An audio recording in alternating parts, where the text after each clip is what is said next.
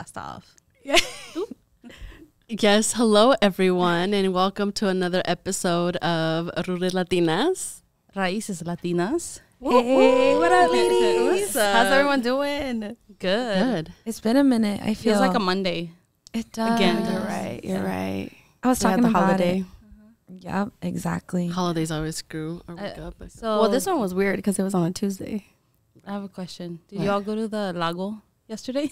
No. What grill? Oh, for 4th of July. Because everybody and their moms were there. For real? Yeah. It was packed. Uh-huh. And it was then- really Did you nice go? out, though. Yeah, I did because my mom went and Maria's like, I don't understand. She goes, why are all the Latinos here? And I was like, because that's what they do on like festive days. You know, they go to a lake and grill. Right. Even in our countries. Se van para, you know, You're like right. carne asada somewhere. She Yes. goes, but why can't they just do it at home? Like, she just did it, like, literally Really? did it. Yeah.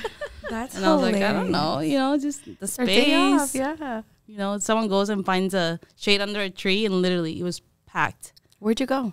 Big Creek. Oh Okay. yeah, That's a everyone good- and their mama. No was wonder. I there. tried to reserve the boat and it was gone. Oh yeah, girl, it was booked. Everyone was like out there. So I'm Remember excited Citadel was packed for too. this episode because Rick. I'm nervous. Don't be nervous. The one that's nervous is the one we're interviewing today. right. What is your name? Hola. My name is Maria Rocha. Let's get those jitters out. I know, I'm Shake so it off. nervous. Okay, I need you guys to help me with something though, because I what's am kind of nervous. Can you guys sing your favorite song? Oh my gosh. Sing. I'm out. Happy birthday. Well, Yeah. one, I'm trying to figure out which one's my favorite song. Yeah, what's your favorite song? I have no clue. I have so many. Okay, choose one. No sé. Most recently. Really. All of a sudden, the lyrics just went poof in my brain. Literally. You're lying. I know which one your favorite song is. Rocio, you want to do the Can't tell. honors? Take one for the team. What? At least one of you guys needs to sing, please. I don't That sing. way I Are don't you get singing nervous. with? I'll sing once I figure out what song you're singing. I'm a rap instead. Okay, go ahead, girl. Girl. Let's do this. No, hell no. She almost Tell me what you want. What you really, really want. So tell me what you want. What you really, really want. I wanna. Yes, girl. Okay, I'm ready now. That's all it took. I'm pumped. All right, let's do go. this. So I'm so excited, like Mariana said, to learn more about you, Maria. I think you've led such a unique and powerful life is the best way I can put it into words, but I'm really excited for everyone to hear about who Maria Rocha is and who you are becoming and are right now. So as Jamie would ask, how did you Become rooted. Yes. Oh my gosh. You know, I was really thinking about this, like the days leading up to this podcast, because I'm like, geez, just hearing your guys' stories and how very similar but different that we are. I was like, what is my story? Like, how much back do I need to go? And it's really crazy, like, just the time that I took to kind of go back and think about, like, you know, even just getting here to Los Estados Unidos, how crazy that has been. But to start off, I'm originally nací en Guanajuato, Mexico. So I was born in Mexico. Y a los 3 años, my parents brought me here to the United States. The fun way, right? Yes.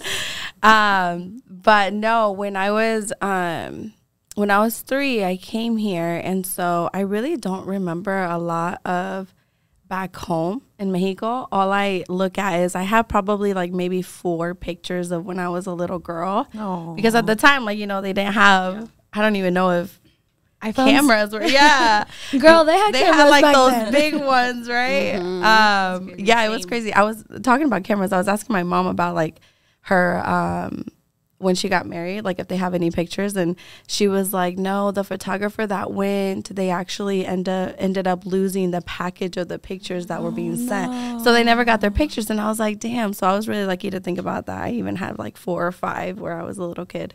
But no, I came here when I was 3. My dad was already here, And for everyone that doesn't know, I'm sure you know at least one of my family members, but I have 10 siblings. Well, 9 siblings, 10 with me. Yeah, girl. She has a big family. Yeah. You haven't heard the last name Rocha is on the soccer fields? Yeah, but I didn't know they were all They're related. probably all related to me, girl. Yeah. I need One way or pictures, another. I feel. I know. I look nothing like them. I know one of your brothers. Who? I don't know, but One he's of always the- at, he's always at 300 with you. So Oh, I literally thought Jose. that was your, I thought that one literally was your only brother. Really? Yeah. No, girl. I got 9. So I have 2 sisters. There was 3 women and then 7 guys. Yeah. And I'm second to youngest. So I grew up with 6 brothers. They would dress me up as Oh my goodness, I want to see like photos. a chola. I do have a photo. I should have Like shown a it. chola? I had, yes, girl. They Have to put me post in their it. like Dickie, or what are they called? Yeah, the Dickie Dickie pants. pants. And then like those polos with like the squares on them with the hat and the Lokes sunglasses. With your lettered belt. With a, that's where I found my identity. I'm just kidding. No, that's From where chola that's to entrepreneur. No, that was really who I grew up with, my siblings, and I'm the youngest girl, so they protected me a lot. And no, just growing up, it was. So we got here to the United States. My dad lived in Chicago for a bit, and he slowly started bringing everybody here. And my older siblings, some of them already had their partners here as well. So we lived here for a bit. I actually grew up in the trailer court over on, Indianola and Park. Over by Weeks Middle Yes, School. girl. Yes. Oh, my God. It was so much fun because there was just so many kids there that I grew up with. And now I look back and I'm like, dang. But no, that's where I grew up. We had una traila, and it was like 12 of us living there. And it was like a 3-bedroom. Girl, you made it fit though. Oh, girl. We had we had the bunk beds. Did you guys ever live in a bunk? Oh, those are the best.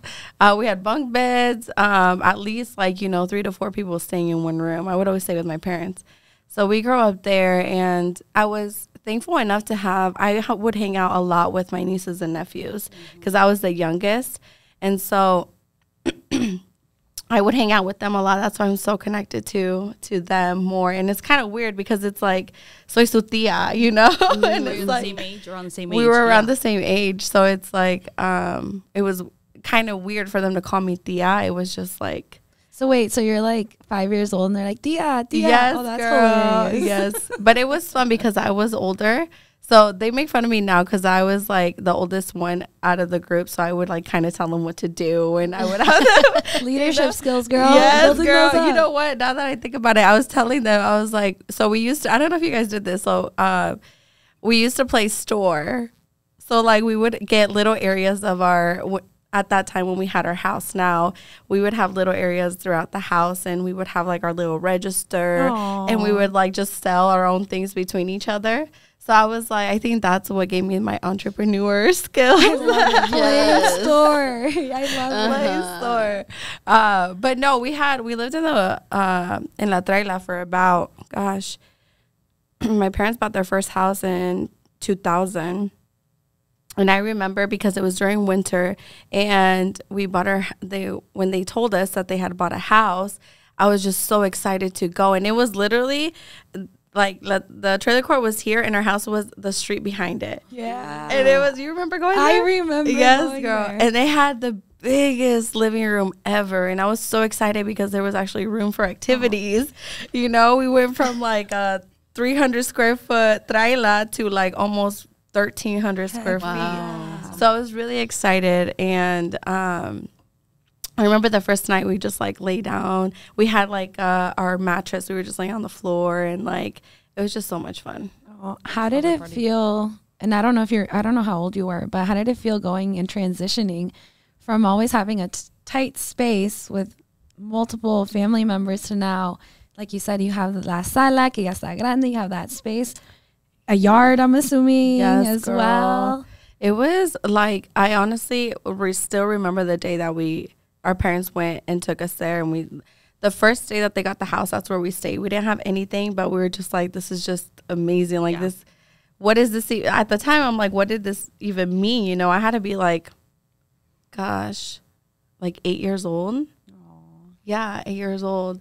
And so to me, it was like everything. And that's why I think, you know, now to my career, I get so attached to those emotions, because I remember going into a home and feeling like, wow, I'm going to have my own room. And when I have so much more space, we have 2 bathrooms. Like, yes, you know. Especially with 10 siblings, one bathroom. Yes. I didn't think about mom that. And dad. Yes. I didn't think about that. I didn't. Yes. I was just like, yes, like this is what, you know. And now we get to see that like all the time, like kids at signing with their parents, you know, and they're just excited. They're like, they're there witnessing that. Yeah. Awesome. No, it was amazing. I think at the time I didn't understand all the struggles my parents were going through.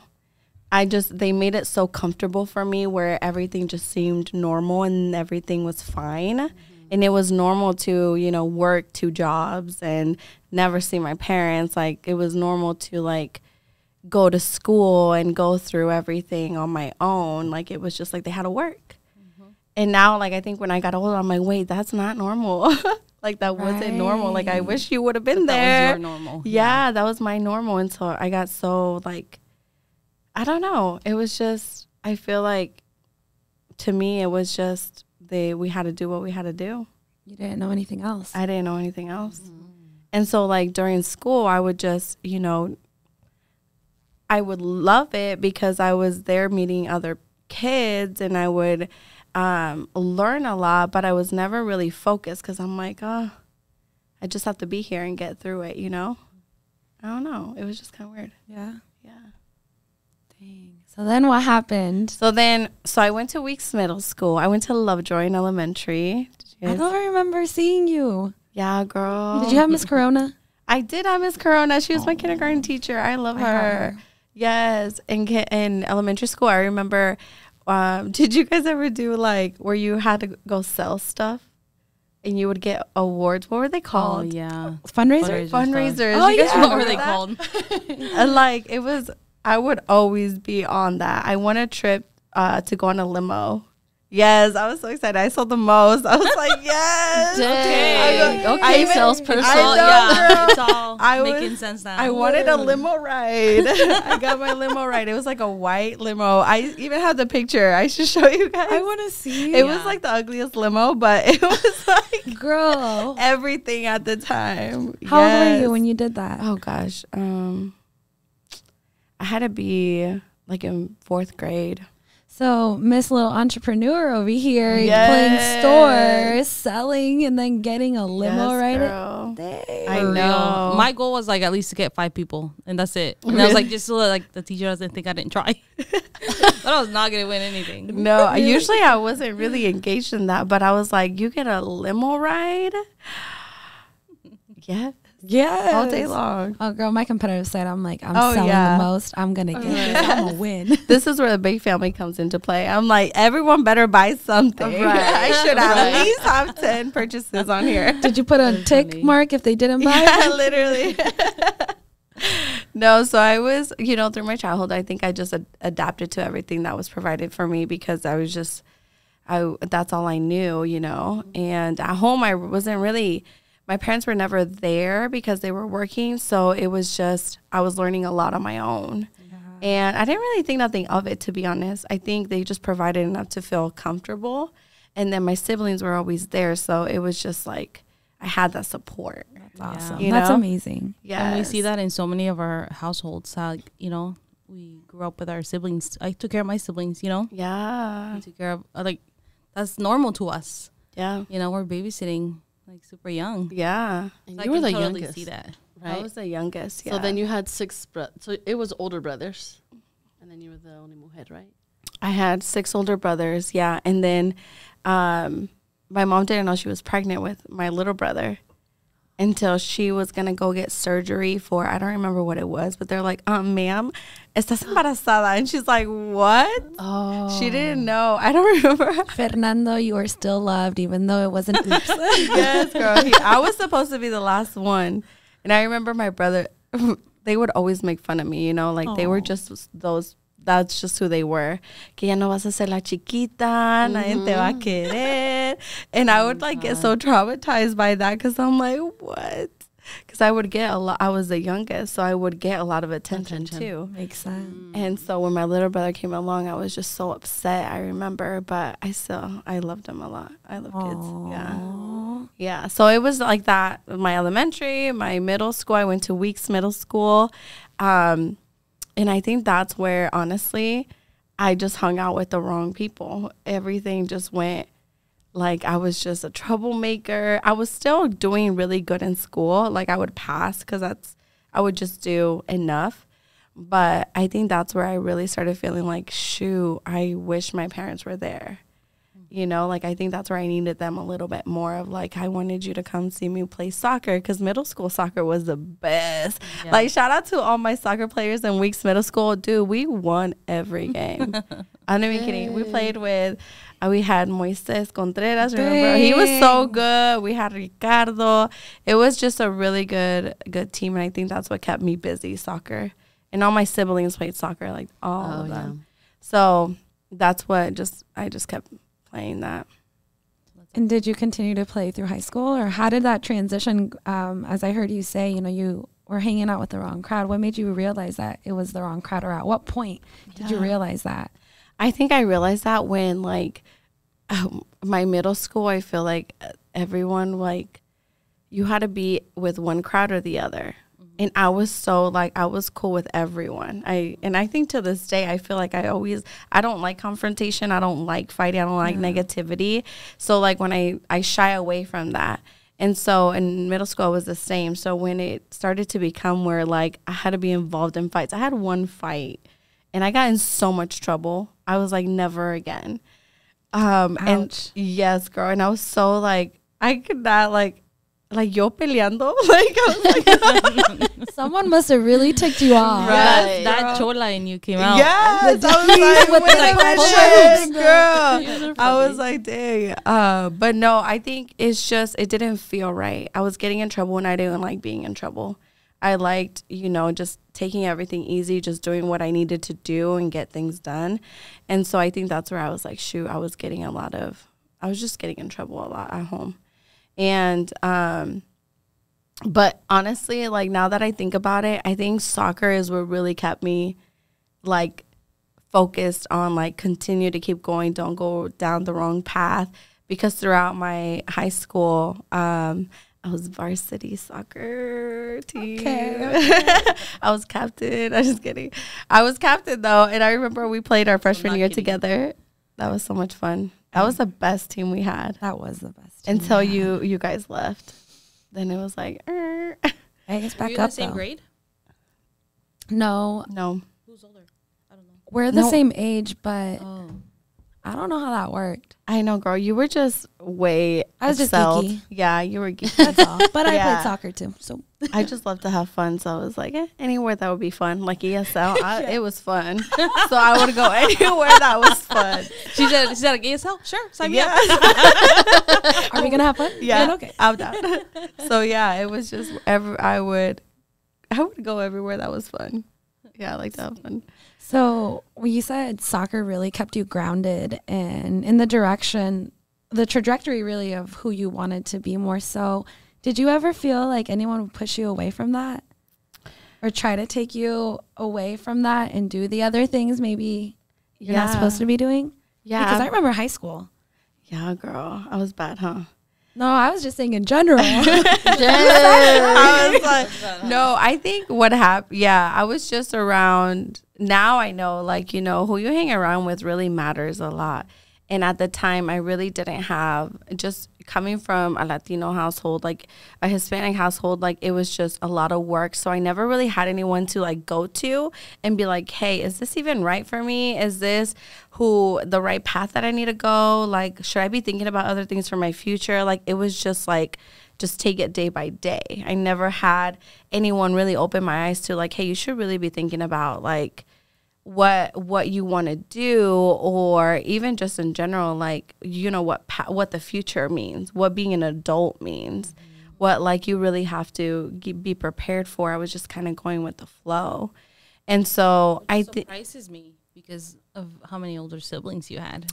Yeah, girl. You And know? I think that's the other thing too. Like my siblings never had that support either. So like they all just, what was normal to them was like either you start working or you go to school, and they didn't like school at all. And so it was just, they just started working, started having families. So then it didn't even matter what was going on in my world and at home. It was about them and their family. So it was just really hard to kind of like think anything outside of what I saw at home to really be like, wait, there's something else out there. There's more to life than just go to school, graduate, get married, have a family. Like at home, it was just like, I remember my parents would always say like, if you get pregnant, you're going to have to leave. And I never understood what that meant. Because I'm like, why would you kick me out if I'm pregnant? You know? But now, like, through the years, I'm like, oh, I get it. It's because, like, you are starting a whole new family. Like, you've decided to really, like, it's a whole different thing. And so, like, I was just very, like, closed-minded. Like, I really did not know what I didn't know. And I didn't know where else to find it. Like, I didn't even know I had to look, if that makes any sense. Yeah. You know? And so I think that's where through the years, there's always has been that one thing that I'm not going to fail. I'm going to do something for my life. It was just like a gut feeling, like un pensamiento, I would always try to figure out, like, I love reading stuff that would help me become a better person.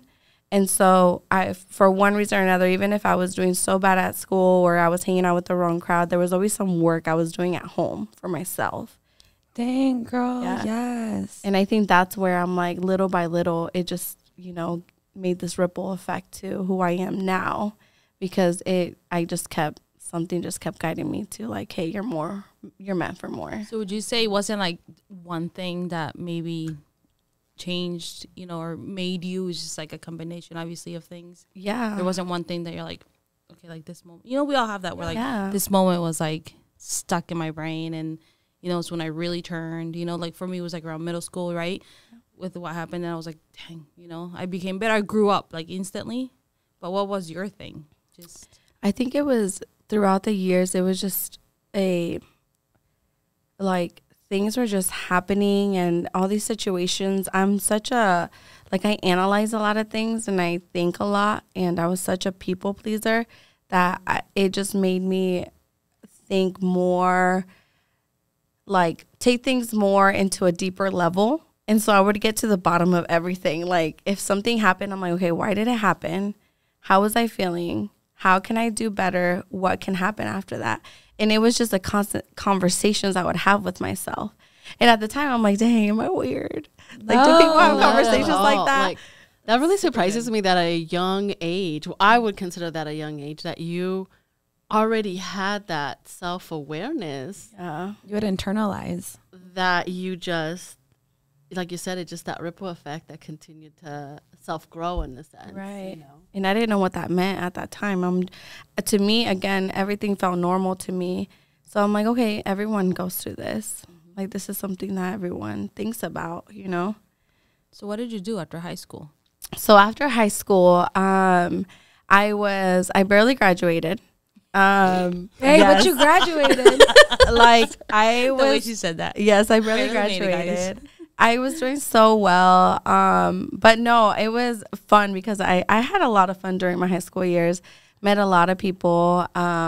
But like once I graduated, I'm like, okay, I have to go to college next, right? So I enrolled in a 2-year, and I started going, and I just I wasn't satisfied. I'm like, the things that they were teaching me, like, no se me grababan. Like, I would go home and, like, I don't even know what I learned.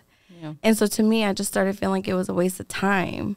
But I kept doing it because of my parents, right? Like, they were, like, waiting for me to graduate, and I was going to be the first one out of, like, all my, 8 siblings. Like, I was going to be the first one. To graduate college. Dang, girl. Yes. And so I just had that pressure, that mentality, like I have to do it, right? But something just kept telling me, like, I don't know if it was just like an okay dia or I didn't want to put the effort in, but something else was calling me. So during that time, I actually started working when I was 14. And I started working at Hy-Vee. And right away, like, I really liked it because I was learning so much. And I was like, dang, okay. So once I learned something, then I would go to the next and I would go to the next. And so I ended up staying for Hy-Vee for like 9 years. So I was still after college, after high school, at Hy-Vee. And so I started learning that's where I learned all my customer service skills, like customer service. And then I went to their accounting. I would run all the numbers and I love counting all the money. I was like, it was fun closing out, like balancing everything out. And then I got really bored. And then I went into general merchandise. So I would stock. I would make sure all the stuff were coming in. And then after that, I got a little bored. And so I just kept like wanting to learn more and more until I went to their corporate office. And so I saw an opportunity there because I'm like, okay, what's a CEO? What's a CFO? Like, what does that mean? And we would have meetings and I'm like, dang, I want to be them. Like, I want to meet them. Like, what are they doing? It seems like they're not doing anything, right? At the time. But it's like during that, I was just like, I kept working at Hy-Vee and going to college. And so I was just like, you know what? I'm spending so much money. I'm paying out of pocket. I don't want to do this. So I dropped out. And at the time, I'm like, dang, did I just fail? But I thought I was doing something good at Hy-Vee. I'm like, I'm just growing and keep pushing up. Maybe I can be, CEO sometime. And I had a really good supervisor, and he like would have meetings with me and talk to me about like, okay, what's going on? Like, how do you feel? This is like, he was the first person to actually give me like constructive criticism. And I was just like, I felt attacked. I'm like, what do you mean I should do this way? Like, I like my way, And so we had a conversation about like, school, and I wanted to go back. So I went on Google to figure out what I wanted to do. So I let Google determine my path. Your destiny. My destiny. So I was like, hey, Google, what's a career that's quick and makes a lot of money? Because at the time I'm like, okay, if I, can make a lot of money, I can have more time with my parents because they don't have to work that much. And I thought money was like everything, right? And so it came up with like a CPA or something. That was the first one. And so I went back to school to be a CPA. And I would Google like, okay, what do I need to do? I need to take this exam, blah, blah, blah. Girl, I hated numbers. I was like, I hated it. I was like, no, this is not me. So I dropped out again. And then I went back to Google. I was like, okay, what's another career? That's not CPA. That's quicker. I just want to count the money. Yeah, that's quicker, makes a lot of money. And that's where real estate came up. And I would watch a lot of the shows, like, the HBO shows, the people would just buy HGTV. They would just buy houses and flip it and make a lot of money. And I was like, dude, that seems so easy. It's like I can do that all day long. And I was determined. I was like, I'm going to be making so much money flipping these houses. And so then I realized, like, at the time I didn't have anybody that did real estate, except for one person on Facebook. And that's when I reached out to them. And I was like, hey, I'm interested. And right away he was like, yes, let's meet up. We'll get coffee. And that's where I was at my career today. Dang. It was crazy. Google, shout out to Google. Yes, Google University is a real Please sponsor this podcast. For real. So you're married now. How old were you when you got married? So I got married when I was 2 years ago. So, 28? Girl, shh. Oh, my bad. No se dice. Yeah, 28. Yeah, I'm 28 years old. I got married. Okay. Yes. So, Maria, you got your real estate license. You got started. Have you always, I guess, because right now, tell us a little bit about what you're doing and what's changed. Because real estate, as we know it, we all know it. It changes and pivots all the time. Yes. And I feel like there's really highs and there's a lot of lows as well. So what has the real estate journey meant to you, and what has it done to shape who you are today? Yeah, like you said, like Honestly, just even being an entrepreneur in business was probably the hardest thing that I had to learn really quickly. And what I mean by that is when I first started real estate, I would take it as a hobby, and I didn't know that I was doing it as a hobby. I wasn't really thinking about it as a business. And so, all my actions and everything that I would do reflected literally 0 closings, because I was just here and there, ora si quiero, ora no, I want to sleep in today, I wasn't really looking at it as a business. So that was very challenging for me, because I had to really learn to hey, put my business hat on and think about as a business owner, what would I do? 1, to establish the foundation of my business, and 2, actually start getting clients to work with me. And I was 23 when I started real estate, I want to say. And so it was hard, because I felt like I was too young. All these other agents were very much older, and I'm they're so experienced, and the lack of confidence in me, I'm just I can't do this. This is not. Can you imagine how many other people also go through that, and they think those intrusive thoughts that really, it's not true. No, it's just you think that you are not capable of something when in reality you are, and you just start learning. I think I just started learning of how to if I really didn't know something, or I was feeling a certain way as to why I didn't want to do something, it was just I needed to do additional research to feel more confident about it. Or when I started actually selling, is when I think a lot of my confidence came through, because I was in action, and I'm dude, I'm a natural. You are. Top 40 under 40 over here in Des Moines. I think That's just awesome. because I love working with people. Absolutely. You're awesome. Y se siente, right? People can feel that. Something going back to what you said, you saw those TV shows, you're I'm going to make a lot of money. Mm-hmm.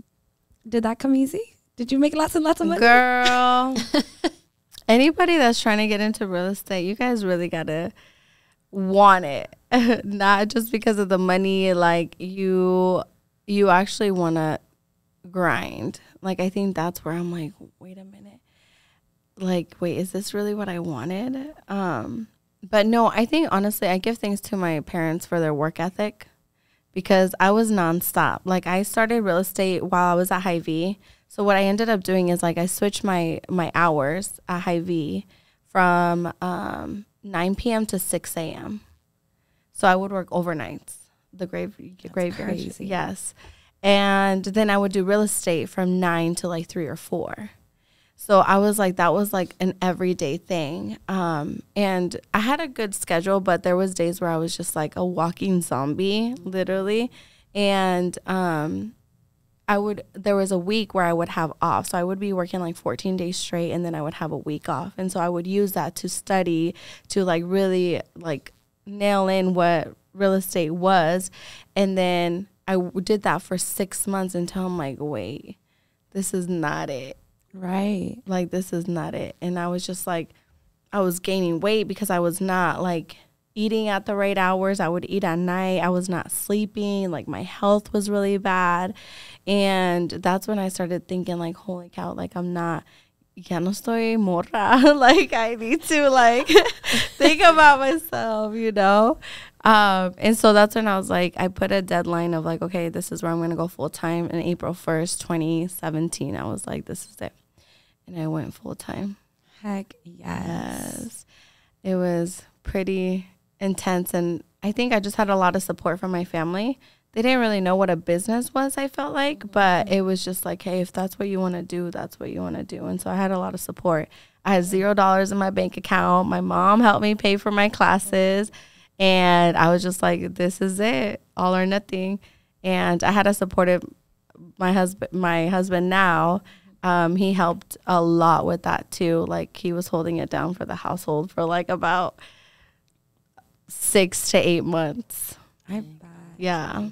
That's huge that you give them a shout out, because I feel whoever you pick as your partner, man, they just have to be your teammate. That's when you see successful people doing well, it's because they have a good partner next to them. Absolutely. That makes a huge difference.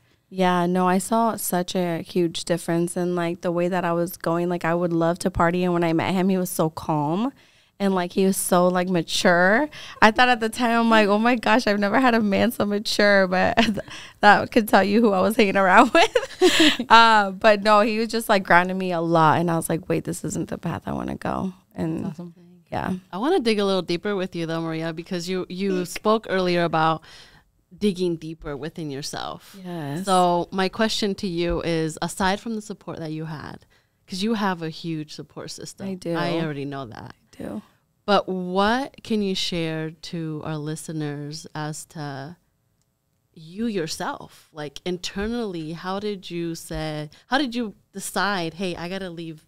Because you could have easily left real estate and just stuck with IB, right? Yes. So what made you, because I'm sure you battled internally. I did.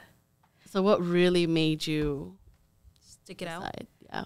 Jeez, I think I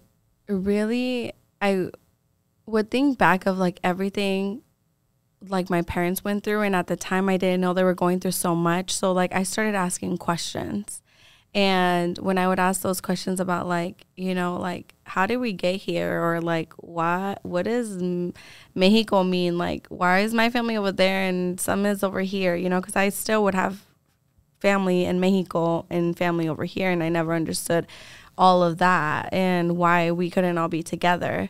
My dream to this day is to have all my family together at once, you know, and unfortunately it's not possible. Who knows? I'm praying that we can. But I think I started understanding a lot more of like lo que en verdad estaban pasando ellos, que they didn't really want to tell me because they didn't think it wanted to be a burden to me or something. And so I started really thinking of like, man, what can I do to help them and to help us grow, because other people are doing it. Mm-hmm. Like other people were doing stuff that I want to do. Like I want to ride in a plane. Mm-hmm. Like that's what they made planes for. Like, you know, I wanted to be on a boat. I always tell the girls, like, I would love to be on a yacht one day. Like I wanted to do all those things because I would see it on TV. So I thought it was possible. And so I think those things, I started thinking of like, why am I not doing it? Like, why is my family not taking me on a boat ride? Why aren't they taking me? Why can't I go and buy shoes at, you know, the Nike store? Like, why do I got to go to Payless? Like, why do I got to go to Walmart? And so I started like questioning of like, why? Like, ¿por qué no lo podemos hacer nosotros? Mm-hmm. And I never understood why until I was like, well, I need money to do all that. Absolutely. I was like, why do we need money? So they were your motivation.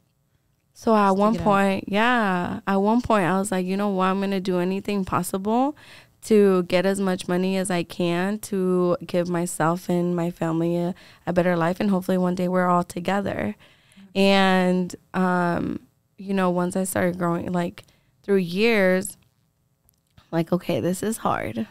Mm-hmm. Like, why is this so hard? If it was easy, girl, everyone would Google do it. Google left that part out. Yes. Google. Yes. It was like search not found. That's where I stopped. So I had to make my own path. I had to make my own Google.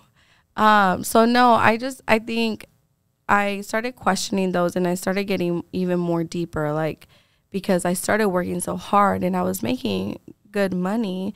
And I think there was like a stop or like a barrier of to like, okay, I was doing all this work, selling houses, I was making really good money. But then after that, it was like, so what do you do with all this money? You know what I did? What'd you do? I spent it, girl. I saved nothing. Really? And so I was like, wait a minute, I'm doing this way wrong. Like I didn't know what I had to save for, you know, taxes. I didn't know I had to save for like just savings. Like it was just, I got it so quick and I was so easily spent it. To me, again, it was just like I didn't know what I didn't know. And so I had to learn all of that. I had to learn to, you know, save all this, put aside, to budget, and like actually have something in place where you can start spending when you do have it versus spending and you don't have anything, you know? And so I think I just really went through a lot of situations that I'm like, I would ask myself why or how can I get better? And I started digging even deeper on that and started reading books. I remember the last book I read was in high school, like in middle school. It was called Small Steps. And it was about this girl that had polio. And I never read a book ever again because it was just not interesting to me until then. Now I'm like, everyone's reading books. These millionaires are reading books. You get more educated through reading books. Education is the key. Yes. And so it started opening up my mind even more. I'm like, oh my gosh, like hay más. Hay más cosas que no sabemos. And I just through that, I ran into this movie. I didn't run into it. Somebody let me borrow their movie. I didn't give it back 2 years later. She really did it. Yeah, girl. I lost it for a hot minute. So Mariana had given me this, me prestó una película que se llamaba The Secret. Oh my gosh. I was like, is this real? Like, if you guys have not seen that movie, you should. The Secret. And I'm trying to think if I have. What's it about? Maybe tell me. The Law of Attraction. She gave it to me, so I can let you borrow. She gave it back to you. Yes, guys, everything's online now. I don't think I have to pass this. I'm just saying. Girl, if you want to go old school, it's a DVD. Part. It's not a VHS. Yes. You're dating her right now, girl. Yes. No, if you haven't seen I can give it to you. I'm like, girl, I got internet. I forgot. We don't have dial-up anymore, girl. But no, I started watching that, and I think that opened up a whole nother portal in me that I'm like, am I who I think I am? Like, I can attract all these things. And it was just like a whole nother universe of like other things that you should be focusing on. And so I just started digging even more on that. And through that, I started bringing more self-awareness of the things that I thought I had that I really didn't have. It was just a reflection of what I thought it was me and of my past. And so I started digging more into that, reading more books. And from there, everything made sense. Like, I'm like, damn, I need to do more. And I'm in the right direction, too. And it's just, I'm meant for more in this world. And so I've been following that ever since. So shout out to Mariana. How do you know when you're on the right direction, Maria? If someone that's listening out there, you know, you always have so many different things come up to you that can be presented. How have you decided when it makes sense for you and it's the right decision and you're on the right path? Yeah, I think if it feels right. Like, if I have to force a decision, or I have to like think about it too much and it just doesn't feel right, or I feel it, like, it's just, you know what, never mind. Like, I just pause and really analyze it. But there's certain things that, you know, like, that feel right to you. I don't know if you makes it easy, right? Makes it easy. Yeah. Like, it's just, if it feels right, I go with it. And usually, I mean, to this point, it's led me to an amazing life. Yeah. Well, I think it also just, like, the older we get, we just know more of what we want. We're like, okay, time's passing. Like, hello, you know, I got to go after it. That's what you guys have done these last couple years. Go after what you want. You know, you're like, okay, like, we've done this. Let's keep doing it. Let's freaking step it up, you know? Yes. And like you said, you're listening to your gut and stuff. I think that's huge. Intuition. Yeah, no, I think I just been there has been a lot of other stuff in my life that has been really hard for me, and I feel like has made me the tough person that I am. And it's just amazing to be where I'm at right now. And I think, like, you know, 6 months ago, Maria probably wouldn't have said that, but it's just like, you know, we've worked so hard that we deserve this. We deserve to have what we have, to be happy, to pick what we want to do. Like, we do. We've been working so hard, and there's just so much more ahead for all of us. So what's next? What's next for Maria? Pues, I am really excited. I know. I'm like, what's next? I have a whole checklist. I'm just kidding. She's like, let me pull up my notes. Yeah. No, I think what's next for Maria is I'm really excited for what we're building right now. Like, ella, our real estate team, is literally building the foundation for something so powerful. And it's a whole nother level of motivation when it's your company and you're surrounded by such amazing individuals that are, you know, constantly building you, helping you become the best version of yourself. So I'm really excited for, like, honestly, the next year, 1 to 5 years, where we're going to be. And right now things feel so good. We're on the right path. We just literally had a meeting with our coach and told us we're on the right path. And so it's just really amazing to see. And I'm really excited to keep putting in the work and keep building this and have a lot of fun with it. Yes. Thanks for saying that fun part. Yes, girl. Yeah. It's more enjoyable that way. Yes, it is. Mm. So I always tell everyone, if you're gonna invite us somewhere, make sure it's fun. We'll be there. Y'all hear that?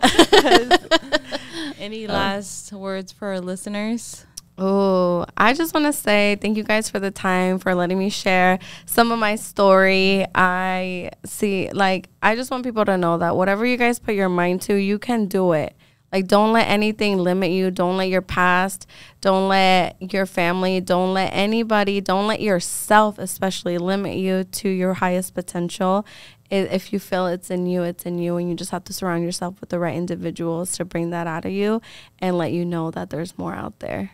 Yes. Mic drop. Yes, you said it so. You guys got this. And follow me on Instagram, please.